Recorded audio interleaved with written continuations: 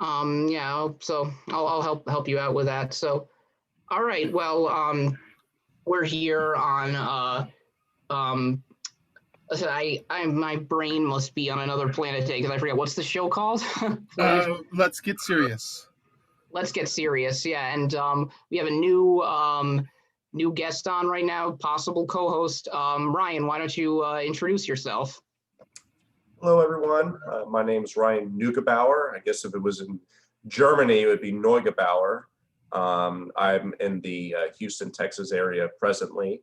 My background is that I started from more of the right growing up. I was raised in a pretty conservative home, went into kind of a right libertarian sphere, and then eventually became a sort of broad-based libertarian socialist who is at least in the near short term or maybe a little bit long term, pretty positive towards various social democratic projects, but also with a libertarian streak in there in terms of countering the military and the police and all these authoritarian institutions.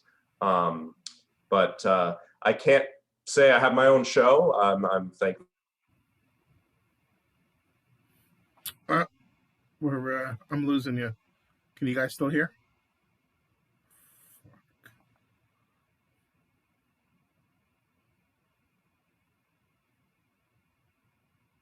That help increase people's well-being and autonomy, so that they can have the most flourishing life they can have.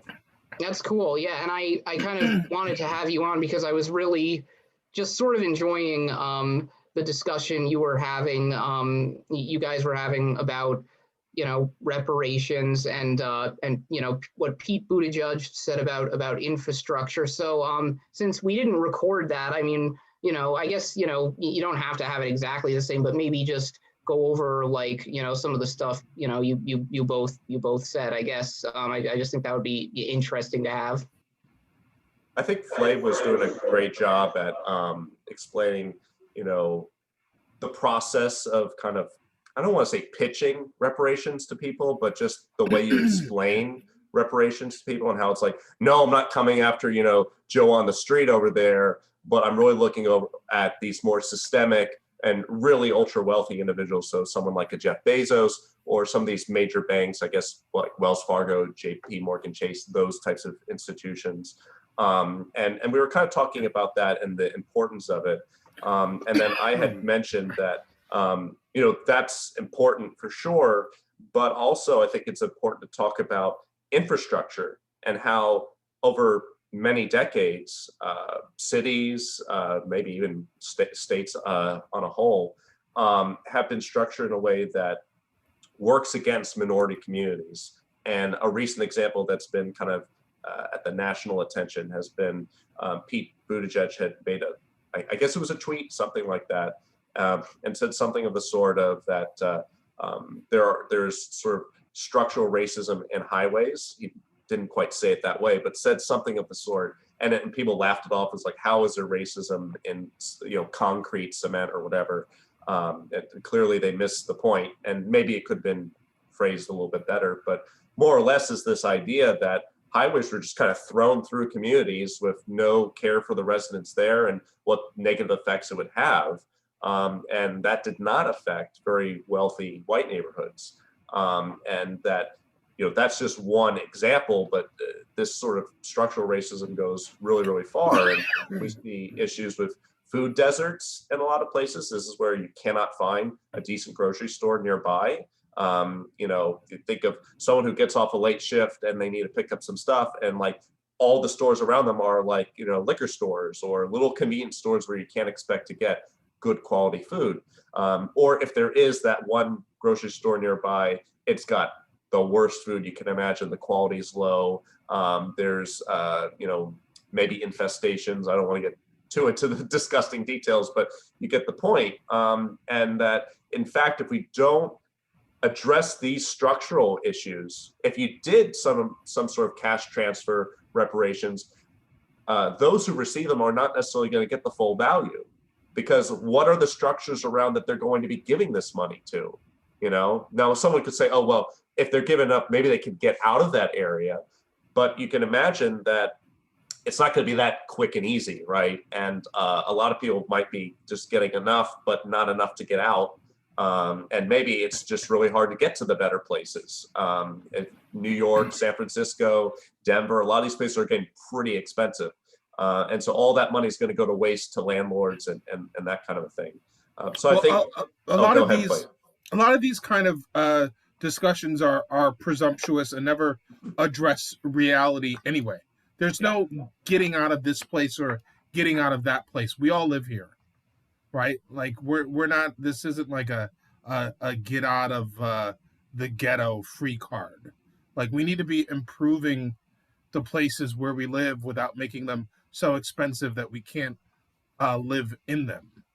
You know, in places where people are least likely to have vehicles, they have they're least likely to have walkable places where they can get good food from, right? And so places like the suburbs, yeah, it doesn't matter if your food source is a couple miles away to get to a nice Whole Foods or whatever it is. You're going to take your vehicle regardless.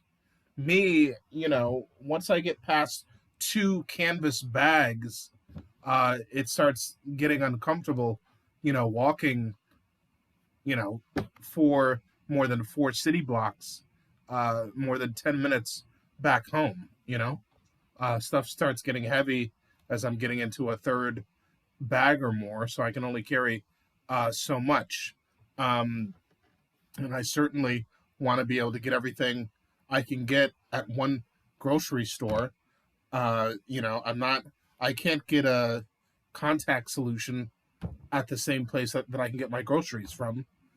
There's no Bragg's or nutritional yeast at the grocery store that I go to, so I have to get that online. It's just kind of like these aren't luxury items; they're just items that would definitely be in a different neighborhood, you know. But yeah, like what we were talking about before, it certainly is a pitch to talk to people about reparations and the necessity of accessing reparations.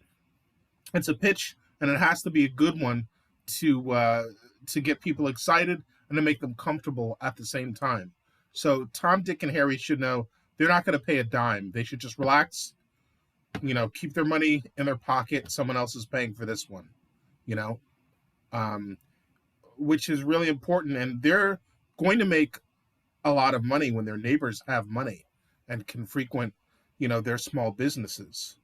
Hopefully we're frequenting our own small businesses so we can build our communities up, but they're certainly going to have more money in their pocket when they're not subsidizing others who can't afford, to pay for their own food. But they need to know that the only people, no one at this table is going to pay a dime for reparations, because we're not sitting with Jeff Bezos. Right. He doesn't give a shit about us, and he's never sitting at our table.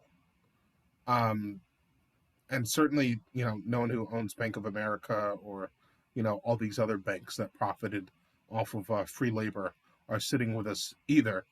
Those are the people that not only need to pay what they owe, but they need to continue to chip in so that we can pay for the infrastructure that we're talking about. High speed transportation. Imagine if we had transportation from LA to New York, how much commerce could go back and forth, how much money you can make in LA from your neighbors in New York and vice versa, how much information and good ideas could travel back and forth, and how much we could save in air pollution from using trains instead of more planes. These are things that we can easily pay for if the rich are paying their fair share. So people need to understand that right away when we talk about reparations, and we need to tie that in to how much money we gave away to slave owners. These people made a shit ton of money off of free slavery, and then we gave them more money when their slaves were taken away. which is really ridiculous. So anytime someone has an iota of discomfort about reparations, they should think about the fact that we already have a history of paying the wrong people reparations, as they do in the UK. And my friend just kind of gave me an idea that I hadn't thought about. There's this whole idea about there's this group called ADOS, and it's like American Descendants of Slavery, and they kind of like distance themselves from other Black groups, saying, listen, we're definitely the descendants of slaves. Other groups within the Black community are not. And there seemed to be this idea that Caribbean people were not the descendants of slaves, which is like ridiculous, because they certainly were. It's just like maybe not on this landmass. And it's fine if people want to deal with it in a different way, and like I don't know how you would do that. If you would say, well, these Jamaican Americans have to go back to Jamaica in order to get their reparations redressed, because they're not the direct descendants of here. I mean, it's all kind of ridiculous. I mean, there's enough money that if these corporations pay their fair share, we can go around. But at the end of the day, none of this should be an excuse not to do the research and take the steps necessary, right? Because we can do this. We've done it before. We can do it again. So it's never an excuse. It's just one of the challenges that gets faced on the road to making things right. Flav, what's the pushback that you've been getting, like in your time kind of pitching it? That's one of them. One of them is, oh, well, how are you going to know that you're paying the right people back? And, how do we know that? What about people who, like your father, came from Ghana and have been living here, and he wasn't the descendants of slaves? Okay, don't give him a check. Like, let's keep it moving. Like, let's go. Let's get this thing going. Like, there's just this like resistance. There's this natural resistance. It's like getting your teenager to like clean their room or something. I think I remember in 2004, like when Obama was first running for the Senate, he was running against Alan Keyes, who is, like this extremely right-wing Black Republican who said something like, yeah, I support, who made a point along those lines, said something like, I support reparations and I would get it. And he wouldn't, because his ancestors weren't slaves. So I guess that's a common trope that goes back a ways. Yeah. It's just like, it's not the point, and it's not something that should hold us back. Like we have processes in place to do this and to research and to take the next steps. So we should put those processes in place instead of using these what ifs as like an excuse not to get started. That's why it's called like truth and reconciliation first. Like you got to go through a process and get the facts and the truth and make sure it's done correctly. But so that's one major issue that people have with it. And then just the other issue is, I think, an unsaid issue. I think they're not saying it, but people are afraid of how much it's going to cost. And so that's why my interruption and saying, like, don't worry, white people, you're not going to pay a dime, like, everyone relax. It's not a stick up. Well, it's interesting though, because you were saying how someone's picking these real strange circumstances where it's like, what if this one person, like, they happen to come here and they don't technically count, and like that's supposed to like hold us up from starting this process. Exactly. And yet something like the F-52 fighter project, like, we'll just keep throwing money at it with no good plan whatsoever, and there's countless problems, and that gets like the green light constantly. Yeah, which even the Pentagon doesn't want. It's psychological. It's like you have a huge project to do, And like, oh, like how would I describe it? It's like when you have like a project to do on the weekend or something, and like you're gonna have to dedicate a certain number of hours to it. It can be hard to get out of bed because once you wake up, you have to face what you have to do for the day. So you either have to start planning or you have to make it a reality. So you're no longer in dream world, just like going through the euphoria of sleep. Now you're facing the cold reality of the day. And so people don't like doing that. And so when you start making plans with them and truth and reconciliation, it's like a what if scenario. It's fear. They're facing their fears. What if aliens come down and question us or jumble us all up and no one knows where they came from. It's just like a ridiculous they're ridiculous responses that we have because we're dealing with something that we haven't dealt with for hundreds of years and we don't want to deal with.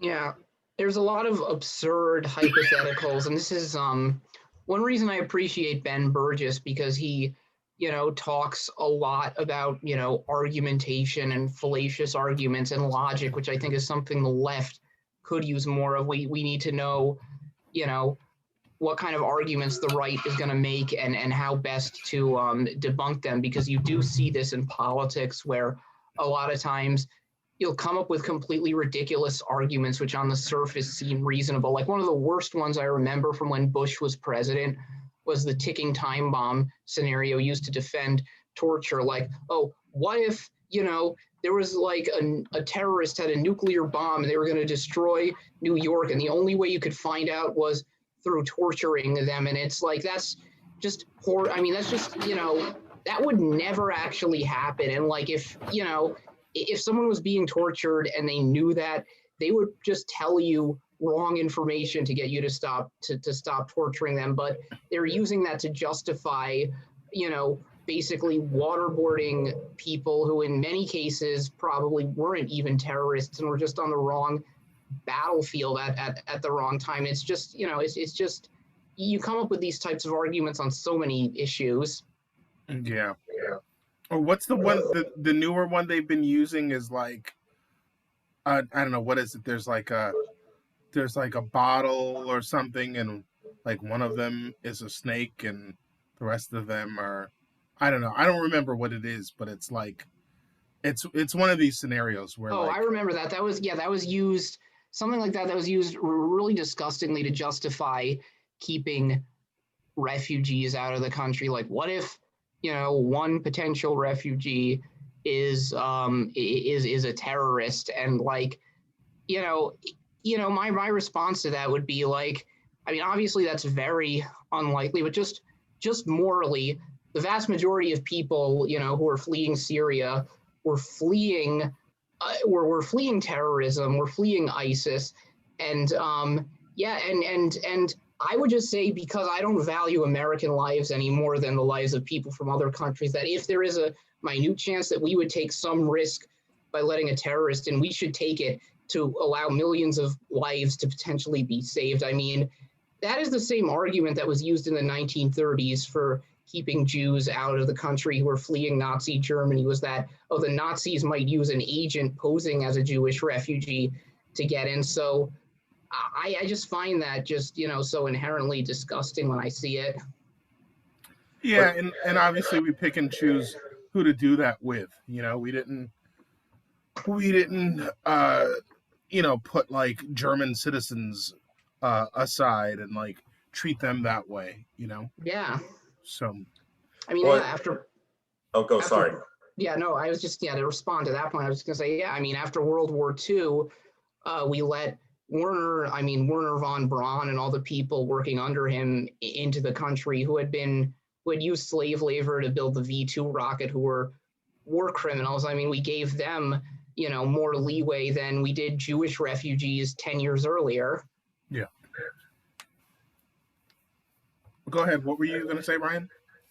Oh, thank you. Yeah, I was just gonna say, like there was well, it was a book and then it became like a short series. It was called The Looming Tower, and it was about kind of the 9/11 situation that occurred, and just how when it came to the individuals involved in that, I mean, the agencies were tracking these people and ended up seemingly lost track of them at some point, and nothing was done in those circumstances. And like people are not angry at these institutions for falling short, but when it comes to like looking at refugees coming over, they try to find any circumstance where someone's done something wrong, right? Like they'll look through all the articles of some camp somewhere and go, oh, we found like an incidence of like a rape or something, and they go, that's justification for blocking all these people out. But at no point where they're like, wow, we really need to hold the CIA and FBI accountable for their like, their just carelessness in handling these situations.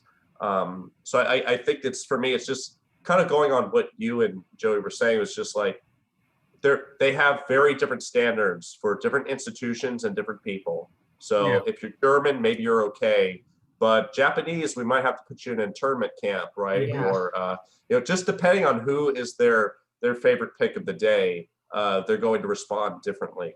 Exactly. I mean, and never mind the fact that, probably more among, there was a German American Bund in the 30s, which had thousands of members within the New York area. I mean, there was a documentary footage, some archival footage I saw a couple of years ago called A Night at the Garden, where it showed the German American Bund had a rally at Madison Square Garden in 1939, yet nobody, considered putting German Americans in camps during World War II.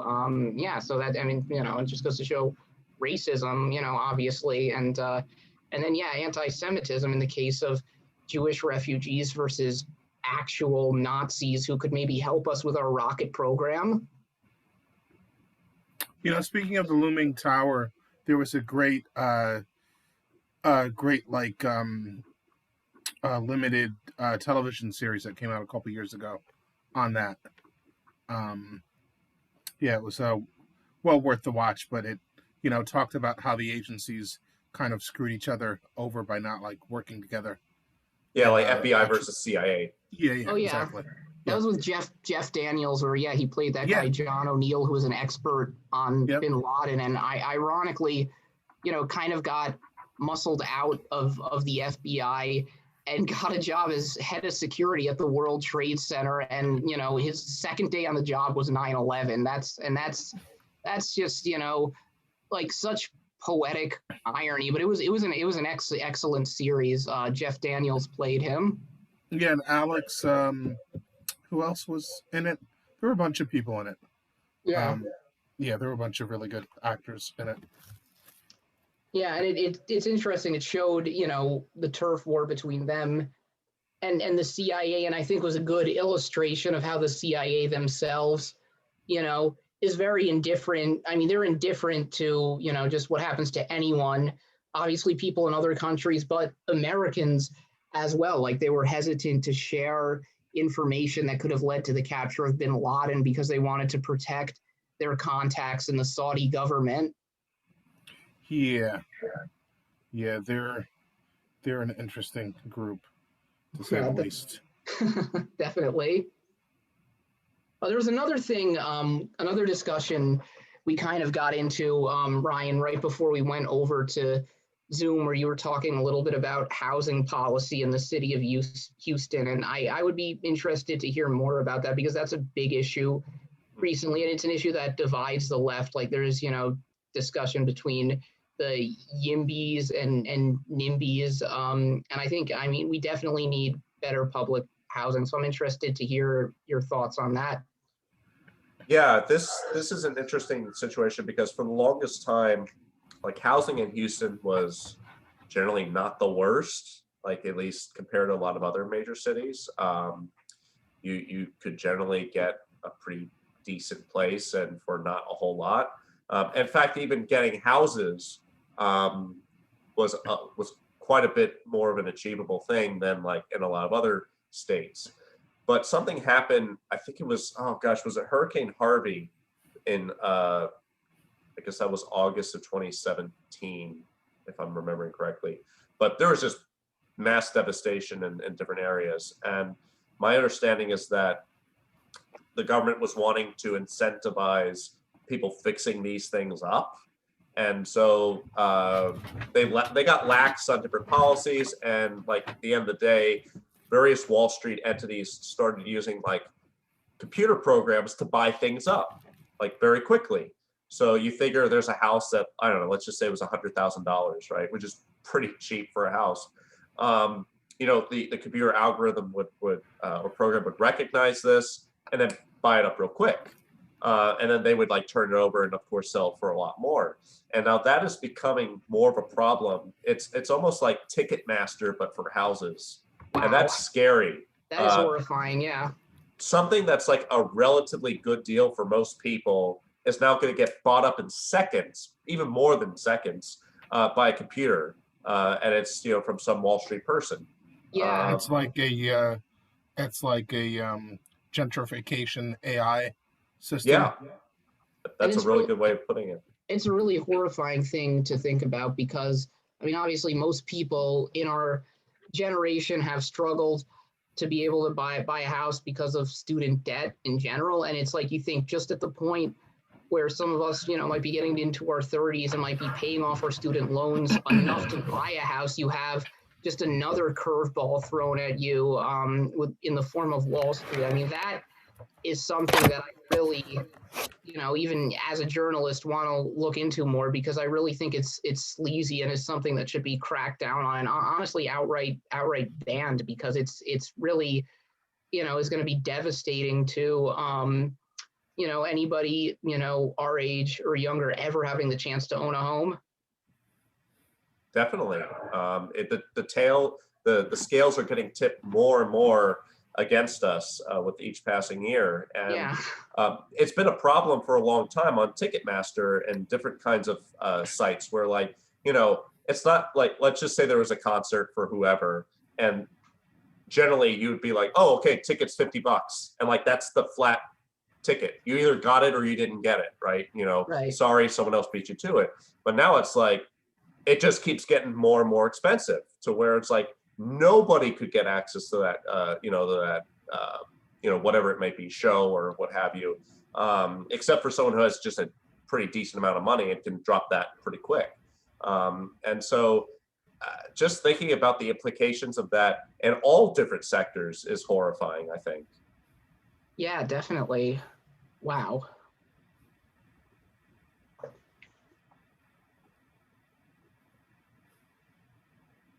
But you know, I guess like thinking about that topic a little more broadly, just this two things. Normalizing homes is simply an investment.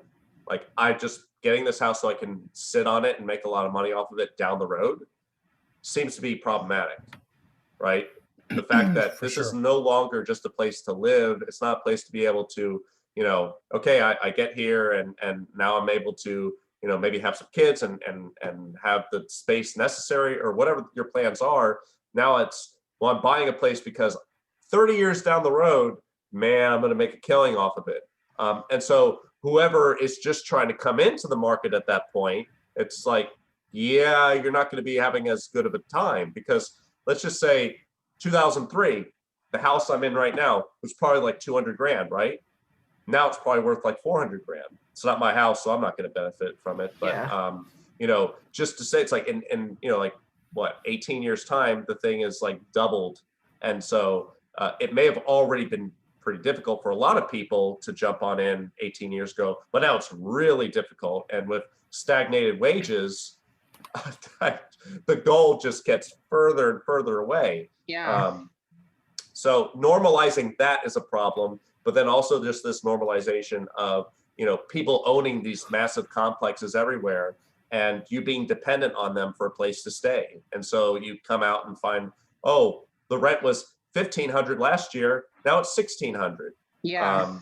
So yeah. I think that's an interesting point because and I think this kind of goes to the issue of public housing and how I wish it could be more normalized in a sense, because as it is today, you have a lot of, middle class homeowners who, because they value homes in that way as an investment they can sit on, they're just afraid of any change of anything that will potentially undermine the value of their house. And a lot of times, it's this sort of undertone of classism and of racism and other things that just, makes them hostile to any, new housing construction. And as a result, that, is a vicious cycle, which I think feeds into this, like attempt to like take houses off the market and the Ticketmaster type scheme that you were talking about. And I really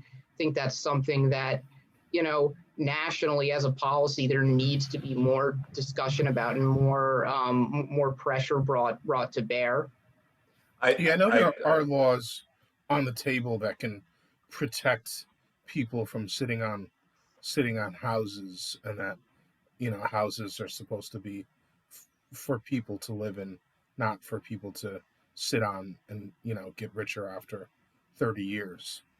But that certainly does feed into the idea that socialized housing for all is should be a right that we should be fighting for, because it's the most expensive item that we have that we're paying for, and is really driving up costs. I mean, first, we shouldn't be entertaining any ideas of a minimum wage that's not a living wage, which minimum wages never are. And second, the thing that's driving up the cost of what a living wage would be in the first place is housing.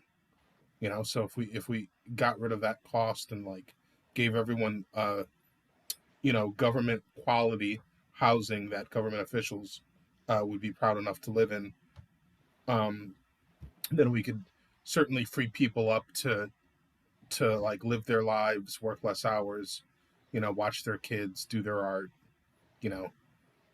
go to the doctor's office when they need to, and just do everything that they need to do.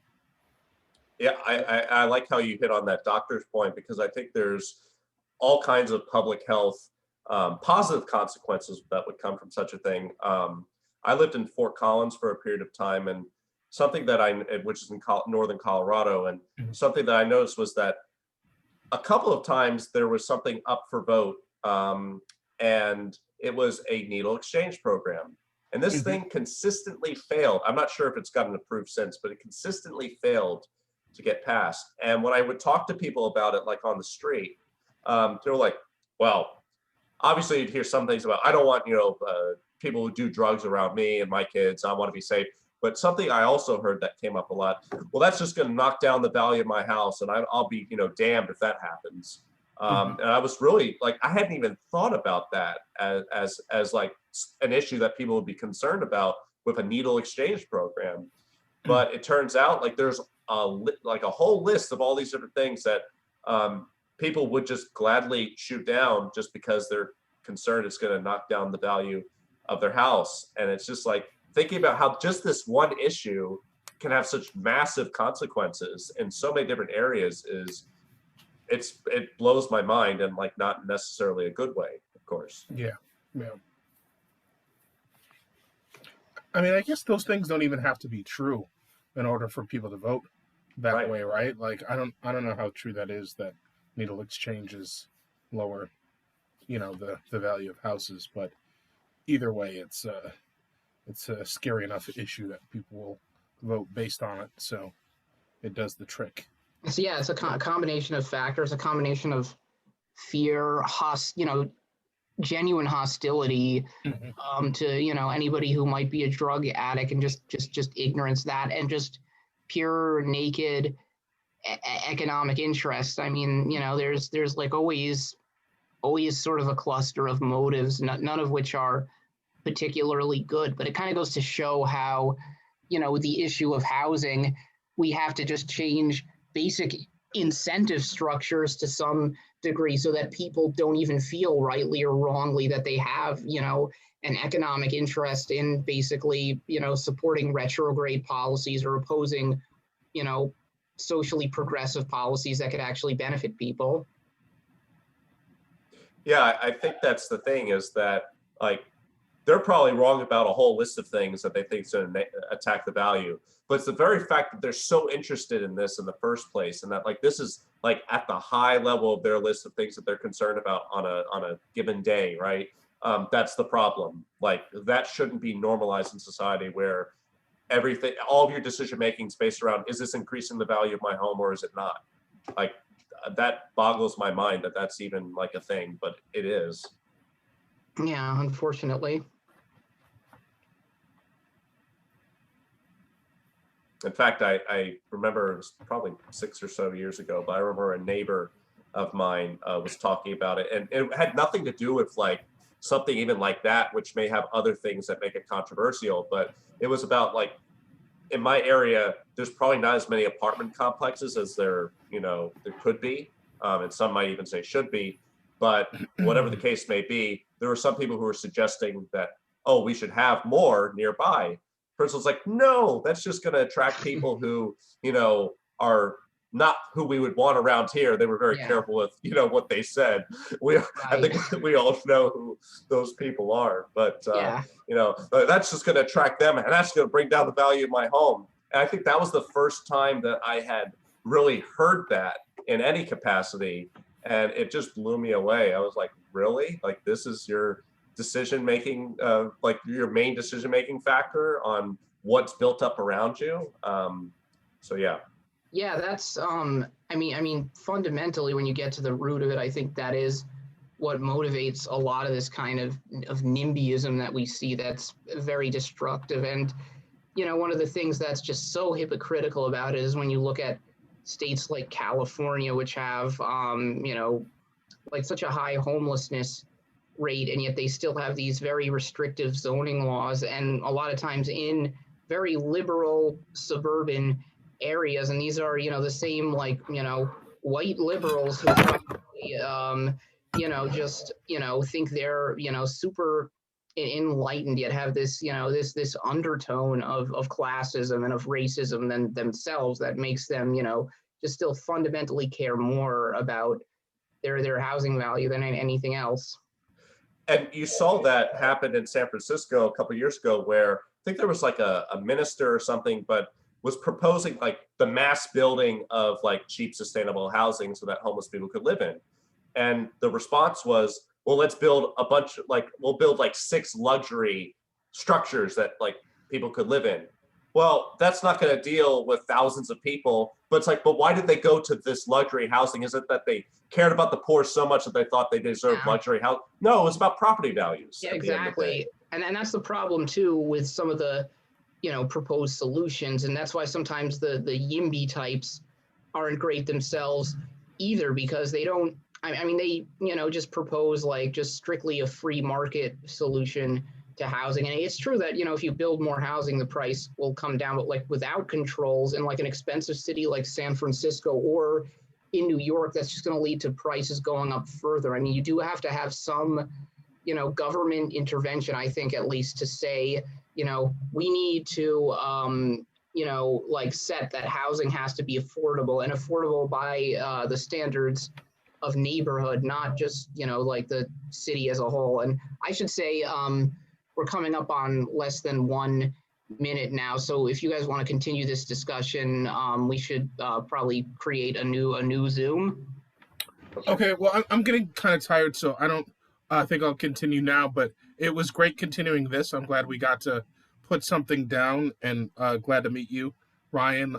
We have the group, so we'll hop back in every once in a while and connect and do That's shows and great. stuff. Everyone should also go to the Stereo app if you haven't already. It's an awesome app where you can set up an avatar and just like chat with people like live, like on your own, do like your own thing. You've been mentioning Joey. Did you say Yimby? I know I've heard the. Yeah. Yes, in my What is that? backyard. It's Oh, called okay, yes, okay.